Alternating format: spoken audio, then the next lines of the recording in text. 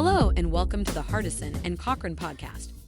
In today's episode, North Carolina personal injury lawyer Ben Cochran explains why it is important that people speak with police officers after an accident that was not their fault. Now, here's Ben Cochran.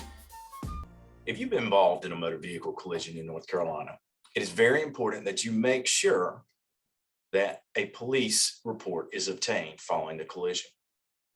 This is particularly important if you suffer an injury. There must be documentation of the accident and the injuries to make sure that you are successfully able to show that the wreck was not your fault and that you had told investigating folks that you were injured as a result of this. Oftentimes I get calls from individuals and they say that the police report was created and they were never even discussed with. Well, I tell them that they need to make sure that they contact the officer, and it's noted that they were not appropriately questioned about the incident, that they were able to offer their insight that they had for being a party to the collision, and that their information is appropriately added to the officer's report.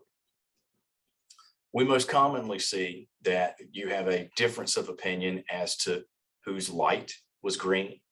And the unfortunate part about this is the reason why their information is not in the report is because they are in an EMS vehicle or they're at the hospital.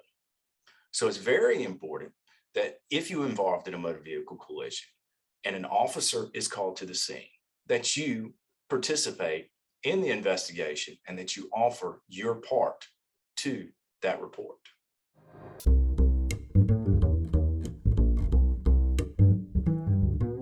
Thank you for listening to the Hardison and Cochran podcast.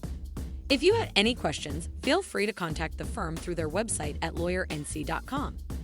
Once again, that's lawyernc.com. We hope you have a great day. Listening to this podcast does not create an attorney-client relationship between you and Hardison and Cochran.